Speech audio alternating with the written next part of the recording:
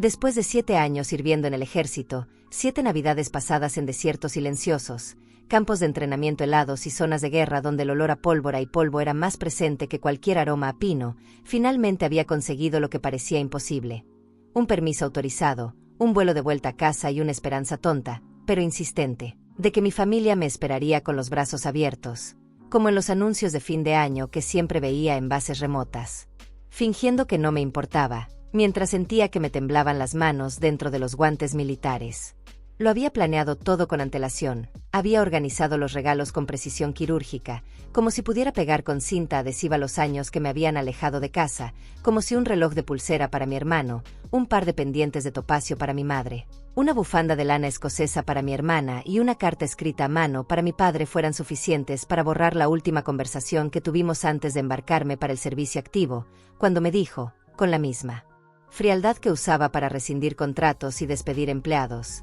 si sales por esa puerta para convertirte en marine, no vuelvas nunca más a esta casa.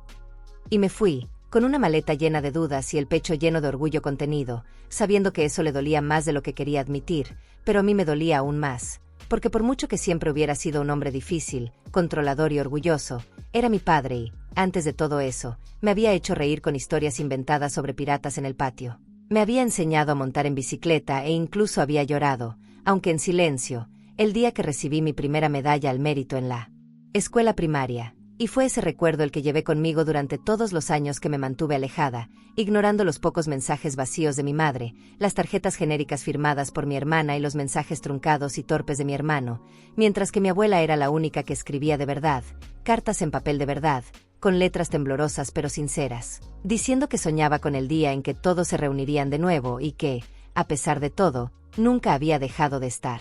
orgullosa de mí, incluso cuando los demás fingían que yo era solo un detalle inconveniente de la historia de la familia, y tal vez por eso, cuando mi superior me dio la noticia de que mi solicitud de excedencia había sido aprobada, mi corazón latía más fuerte que cuando me enfrentaba a emboscadas y tiroteos en misiones nocturnas, porque allí había riesgo, sí, pero también había una oportunidad de reconciliación, de recuperar algo que un día fue bonito, y yo lo quería de verdad, por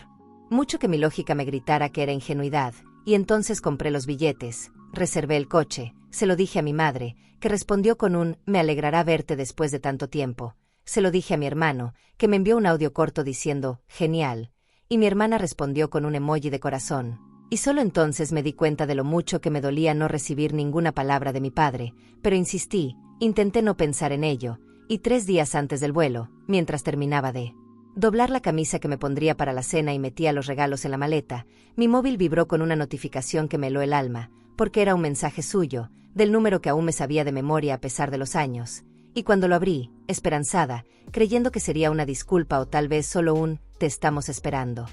me encontré con la frase más seca y cruel que podría haber elegido: «No vengas. Tu presencia solo causará confusión. Seguimos adelante. Tu antigua cama ahora es el armario de los vinos».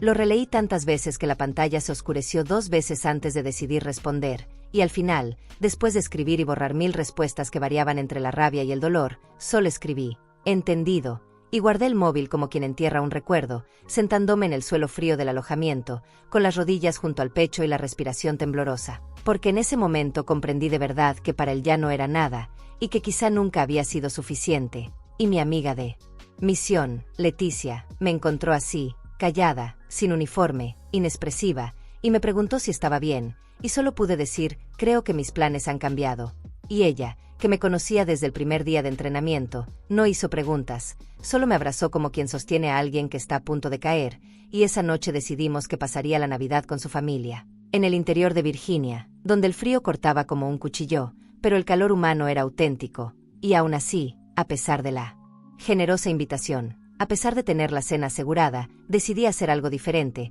Reservé una pequeña casa de campo a pocos kilómetros de la ciudad donde crecí, un lugar donde pudiera estar solo, reflexionar, respirar, tal vez empezar de nuevo, y cuando llegué, con las maletas en la mano y el pecho más ligero de lo que esperaba, noté que había una nota en la puerta firmada por la dueña de la propiedad. Si necesita compañía, mi marido hace un chocolate caliente excelente. Estamos en la casa de al lado. Felices fiestas.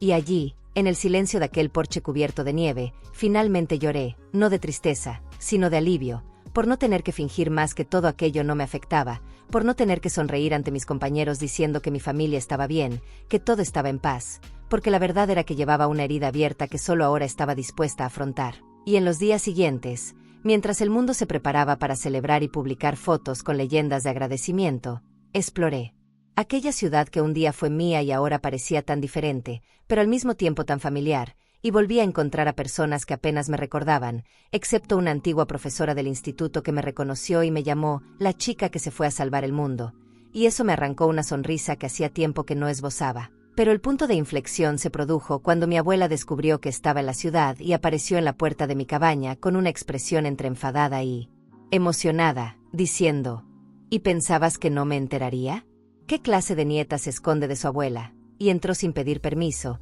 me abrazó como si el tiempo nunca hubiera pasado, me contó que las cosas en casa estaban lejos de ser perfectas, que mi padre estaba más amargado que nunca, que mi hermano se estaba ahogando en deudas tratando de mantener el negocio familiar, que mi madre se callaba cada vez más y que mi hermana había abandonado la carrera de Derecho para dar clases de baile, algo que mi padre fingía que no existía, y entonces comprendí que mi ausencia no había causado la ruptura, solo había hecho más visible lo que siempre estuvo a punto de romperse, y mi abuela, con su voz cansada pero firme, dijo algo que resonaría durante mucho tiempo: quizás tu regreso sea lo único sincero que aún puede suceder en esta familia, y eso me hizo pensar, me dio ganas de escribir cartas, de hablar, de intentarlo. Pero antes de que pudiera decidir qué hacer, una notificación en mi celular me paralizó: 20 llamadas perdidas, una serie de mensajes del abogado de la familia y un audio de mi hermano con la voz temblorosa diciendo: papá ha tenido un infarto, está en el hospital, creo que es grave. Y en ese momento, todo el peso del pasado chocó con el presente, y supe que ya no podía huir. Así que me puse el primer abrigo que encontré, me calcé las botas aún mojadas por la nieve del día anterior, cogí las llaves del coche de alquiler y conduje hasta el hospital en silencio, sin música, sin pensar en nada más que en la pregunta que martillaba en mi mente: ¿realmente había tenido un infarto o era otra de las manipulaciones que había aprendido a reconocer desde pequeño? Porque mi padre siempre tuvo el don de distorsionar las situaciones, de convertir los errores en estrategias y las culpas en excusas bien articuladas. Pero cuando aparqué frente a la sala de urgencias y vi a mi madre sentada con las manos temblorosas en el regazo, los ojos perdidos y el rímel corrido, me di cuenta de que era real, que él estaba realmente entre la vida y la muerte, y que nada, ni siquiera todo el orgullo del mundo, podría ocultarlo. Y cuando me acerqué, ella levantó los ojos y dijo mi nombre en un susurro casi infantil, como si pidiera perdón y ayuda al mismo tiempo, y sin saber qué hacer, me senté a su lado y me quedé en silencio, hasta que apareció el médico y dijo que mi padre había sobrevivido, pero que necesitaría cirugía, reposo, calma, y fue entonces cuando apareció mi hermano, más abatido que nunca, con la barba sin afeitar y los ojos rojos por el llanto y la resaca, y al verme intentó sonreír, pero no pudo. Y en lugar de eso se acercó a mí y me susurró: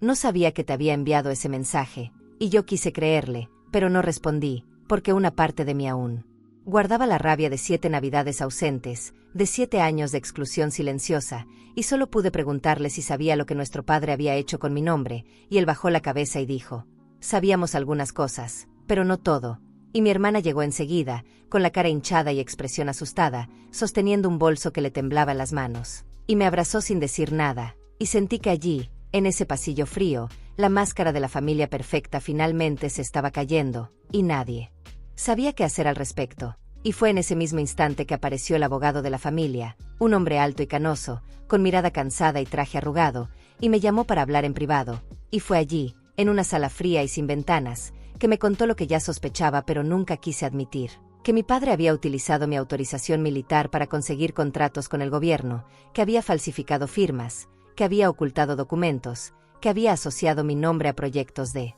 infraestructura en zonas militares sin pedirme nunca mi consentimiento, y que ahora que todo estaba saliendo a la luz, la idea era hacerme parecer cómplice, o, como mínimo, negligente, para poder alegar que yo lo sabía todo, que lo había autorizado, que había participado, y al oír eso, algo dentro de mí se rompió, no por sorpresa, sino por constatación. Porque en algún nivel siempre supe que era capaz de ello, pero aún así dolía como si fuera la primera vez, y cuando volví al pasillo donde esperaba mi familia, miré a mi madre y le pregunté si lo sabía, y ella trató de negarlo, trató de decir que solo eran sospechas, que no estaba segura, que pensaba que era solo una forma de mantener el negocio a flote, pero en el fondo, todos lo sabían. Todos habían elegido ignorarlo porque era más fácil fingir que todo estaba bajo control que enfrentarse a un hombre que siempre había hecho que todos se sintieran pequeños ante él, y me vi allí, en medio de ese colapso, comprendiendo que mi presencia ya no era una amenaza para su comodidad, sino una amenaza para la mentira que sostenía el nombre de nuestra familia, y por eso mi padre no me quería de vuelta, por eso el mensaje, por eso las miradas, las omisiones, y de repente todo tenía sentido, cada silencio, cada descargo, cada frase truncada en fechas conmemorativas. Y cuando la enfermera vino a decir que estaba despierto y podía recibir visitas, todos me miraron como si esperaran que yo fuera la primera en entrar, como si la hija rechazada fuera ahora la clave de la salvación, pero respiré hondo, negué con la cabeza y dije que no, que todavía no, que él tendría que esperar, porque ahora era mi turno de decidir, y volví a la cabaña sin decir nada más, dejando atrás un pasillo lleno de rostros confusos y ojos que empezaban a ver lo que siempre había estado allí, y esa noche, sola de nuevo, me senté frente a la chimenea y empecé a escribir, no para ellos, sino para mí, un relato de todo lo que había vivido, desde la infancia, cuando era la hija del medio que nunca encajaba, hasta la decisión de alistarme en el ejército, pasando por las guerras, los miedos, los silencios y los logros que ellos nunca quisieron reconocer, y al terminar, me di cuenta de que era la primera vez en años que escribía algo que no tenía que leer nadie, que no buscaba aprobación, que no suplicaba amor. Y quizá esa fuera la verdadera liberación, comprender que ya no los necesitaba para existir, que podía estar completa sola, pero al mismo tiempo, en el fondo, una parte de mí todavía quería escuchar una explicación, todavía quería que la admitiera, que dijera con todas las letras que se había equivocado, que me había utilizado, que había mentido, y unos días después, cuando recibí una llamada de mi abuela diciendo que él quería verme, que había preguntado por mí, que estaba más débil que nunca y que tal vez era la última oportunidad, fui, no por él, sino por mí, porque necesitaba cerrar ese capítulo de frente, mirando a los ojos a quien me había borrado durante tanto tiempo, y cuando entré en la habitación, él estaba allí, pálido, con tubos en los brazos y un monitor pitando lentamente, y al verme intentó sonreír, pero su rostro se contrajo de dolor y dijo mi nombre como si fuera una confesión, y yo me quedé de pie, inmóvil, hasta que él dijo, con voz ronca y débil, me equivoqué, usé tu nombre, mentí, hice todo esto porque no sabía qué más hacer, y tú eras lo único de lo que aún podía estar orgulloso, aunque nunca te lo dije, y eso me tomó por sorpresa, porque esperaba negación, manipulación, pero no arrepentimiento, y no pude decir nada durante unos minutos, hasta que solté, ¿orgullo? Destruiste cualquier posibilidad de orgullo cuando decidiste convertirme en una coartada para tus fracasos, y él asintió, con los ojos llenos de lágrimas, y dijo, lo sé, y no espero tu perdón, solo quería que supieras que me arrepiento, y en ese instante comprendí que estaba, de verdad, destrozado, que ya no era el hombre que gritaba y mandaba, que controlaba a todos con miedo y culpa, era solo un anciano enfermo, rodeado por las consecuencias de sus propios actos, y aún así, a pesar de todo, el dolor, no podía sentir placer en eso, porque al final, todo lo que quería era haber tenido un padre que me hubiera amado tal y como era, y no como él quería que fuera.